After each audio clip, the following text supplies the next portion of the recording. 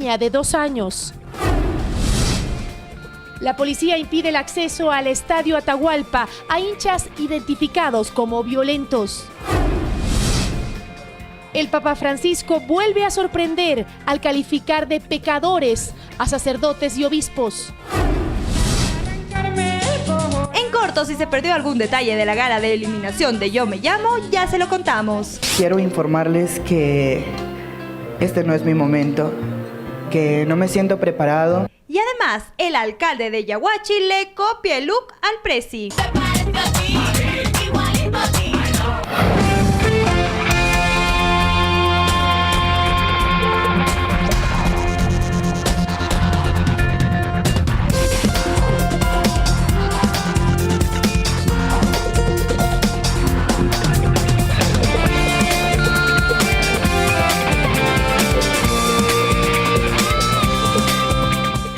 ¿Qué tal? Muy buenas tardes, bienvenidos a las noticias de hoy. En Guayaquil, una balacera deja una menor de edad herida.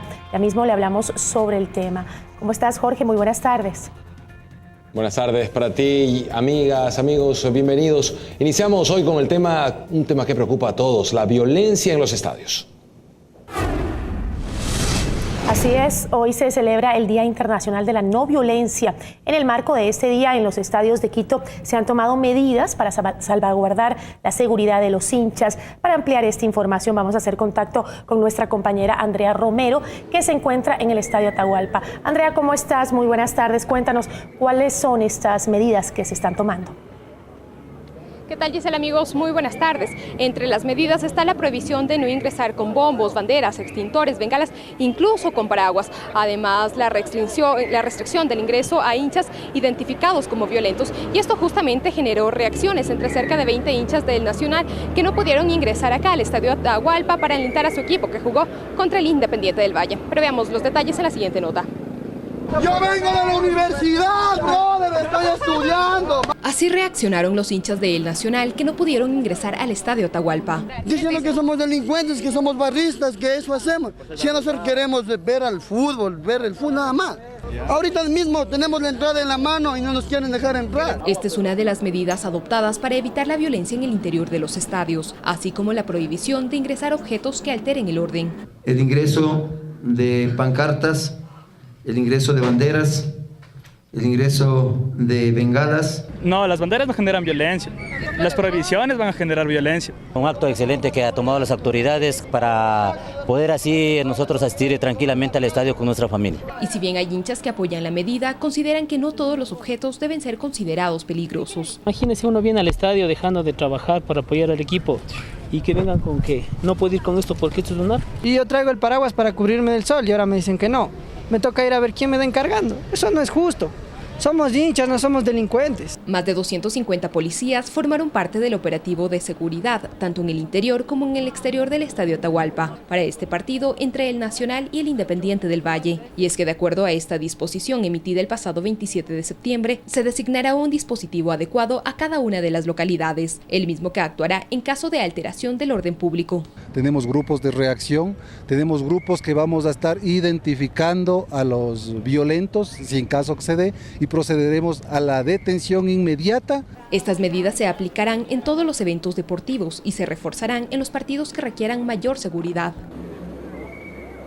Según la policía, uno de los partidos que requiere mayor seguridad es justamente el que se desarrollará esta noche a las 7:30 de la noche en Ponciano, cuando Liga Universitaria se enfrente contra el Deportivo Quito. Para esto se desplegarán cerca de 800 policías y se pide obviamente la colaboración de la ciudadanía, ya que se aplicarán estas mismas medidas. Esta es la información que les tenemos a esta hora desde el Estadio Atahualpa. Regresamos a estudio contigo, Jorge. Buenas tardes. Buenas tardes, Andrea Romero informaba en vivo desde el Estadio Atahualpa. Cambiamos de tema. Miles de municiones incautadas y 2 detenidos deja un operativo de control de armas en la población fronteriza de Huaquillas, provincia de El Oro. Un informe policial da cuenta que los proyectiles ingresaron al país procedentes de Perú.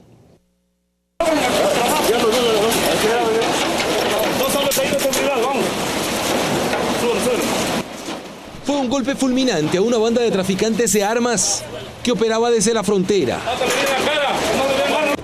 El operativo ocurrió en la ciudad de Huaquillas, barrio 16 de julio. Tras un seguimiento se logró detectar esta ilícita carga que acababa de llegar de Perú. aproximadamente 9.000 cartuchos de calibre 5.56 que eran transportados en un vehículo liviano. Este auto fue incautado para investigaciones y sus 2 ocupantes detenidos. Lo que llama la atención es la forma de camuflar este pequeño arsenal ambulante. Ellos tratan de, por diferentes formas, traspasar esta munición hacia el interior de nuestro país, como ahora lo podemos presenciar al interior de unos galones de combustible y en un cartón empaquetado. Todo el personal uniformado acantonado en la frontera sur quedó sorprendido con el calibre de las municiones incautadas a estos traficantes. Son de uso militar y se cree solo podrían tener un destino. Grupos ilegales colombianos en la frontera norte. Jorge Rodríguez, 24 horas. La policía descubrió un laboratorio clandestino de procesamiento de drogas oculto en una comuna rural del sitio La Cabulla, cantón Jipijapa, provincia de Manabí. Agentes antinarcóticos despliegan un intenso operativo en estos momentos en sectores aledaños al laboratorio, donde se halló un transformador eléctrico y gran cantidad de químicos presuntamente utilizados en el procesamiento del alcaloide. Aún no se confirma el hallazgo de droga. 3 integrantes en una misma familia resultaron heridos cuando 2 sujetos avaliaron su vivienda. Ocurrió en el Guasmo Norte, sector del sur de Guayaquil. Una niña de 12 años está en condición crítica. Nadie sabe quién ni por qué sucedió. Toda la gente nos quedamos sorprendidos porque esta familia no se mete con nadie. Aún en la ventana, paredes y puerta se aprecian los impactos de bala. Según testigos, 2 sujetos llegaron a bordo de una moto hasta la cooperativa Los Ángeles del Guasmo Norte, sur de Guayaquil. Sacaron sus armas y dispararon a la vivienda donde sus integrantes se encontraban descansando. La verdad que ha sido como venganza, que le han dado un poco de balas. Y vinieron en moto y dispararon aquí. Ahí creo que unos 10 siquiera. La balacera dejó a 3 personas heridas. Cecilia, la ama de casa de 36 años, su hermano Yamil de 32 y la pequeña Cristel de 12 años. Esta última es la más afectada. Permanece en el segundo piso en el área de cuidados intensivos del Hospital Francisco de Icaza Bustamante de Guayaquil. Según los galenos que atienden a la niña, su estado es crítico. Quienes viven en el sector piden a la policía reforzar los patrullajes, puesto que la zona se ha vuelto peligrosa. No se puede andar, no es gente de por aquí, sino de otros lados que vienen. En tanto, la Fiscalía junto a la policía procedieron a investigar este hecho que puso en riesgo la vida de toda una familia. Carlos Julio Gurubendi, 24 horas. Seguimos informando. La contaminación de un río en la provincia de Loja provocó la reacción de varias comunas que después de movilizarse obligaron a la compañía responsable de la afectación a suspender sus actividades. El río Piscobamba de la parroquia Quinara del Cantón y provincia de Loja cuenta ahora con 15 metros de profundidad, producto de la explotación de materiales petros realizados desde hace 5 años, por lo que los moradores del sector se movilizaron para exigir el cierre definitivo de estas concesiones. Es el cierre definitivo de los libres aprovechamientos y concesiones mineras que se encuentran dentro del cauce del río Piscobamba y el río Mazanamar. El Ministerio de Energía y Minas, mediante informe, anunció que la compañía tenía un cupo de 500.000 metros cúbicos de material para explotar y que ya han sobrepasado esta cifra. Este es el panorama a orillas del río Piscobamba, por lo que los moradores piden se pare con la explotación minera. 5.000 habitantes de 8 parroquias han sido afectadas por la contaminación, por lo que cerca de 300 moradores están resguardando una de las concesiones de la Compañía Técnica General de Construcciones, impidiendo la explotación de material petro desde hace 4 días. Hacemos un llamado a todas las autoridades competentes que tengan que ver en esta situación. Caso contrario, nosotros nos vamos a mantener aquí. Pese a los esfuerzos, no logramos la versión del superintendente de la TGC y las autoridades citadas para dialogar con los moradores tampoco llegaron a la reunión planificada. Ellos aquí son bravos, no hay cómo reclamarles. En Loja, María del Rocío Coronel, 24 horas. El proceso de recolección de firmas para la realización de una consulta popular podría arrancar esta misma tarde, pero ¿qué decisión prevalecerá si se realiza una consulta y el resultado es opuesto al de la Asamblea?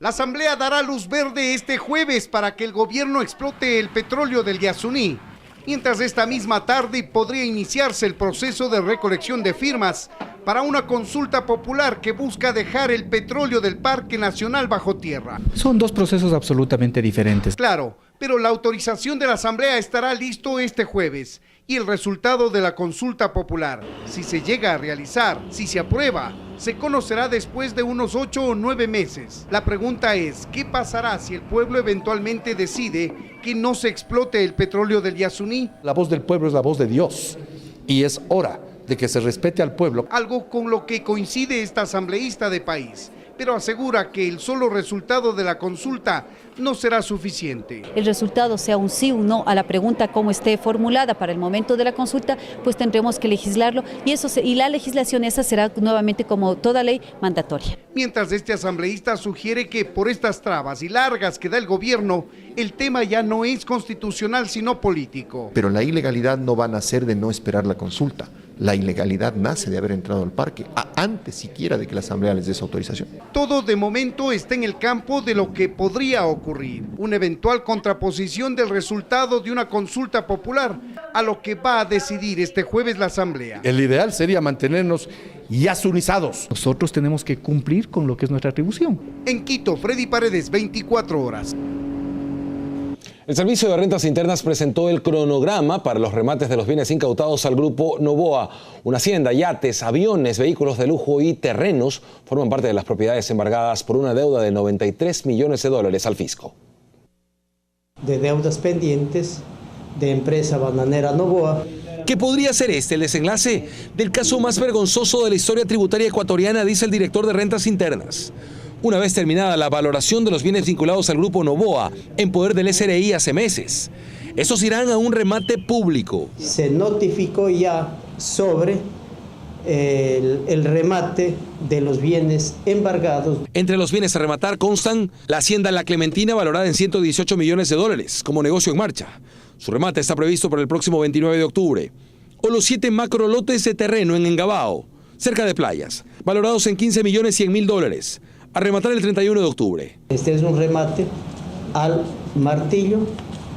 El dinero tendrá que pagarse en efectivo, ¿no? Se rematarán también 6 avionetas avaluadas en $1.800.000 o ese lote de 9 vehículos de lujo, entre ellos varios Mercedes-Benz, valorados en $517.435 y 2 yates valorados en $160.000.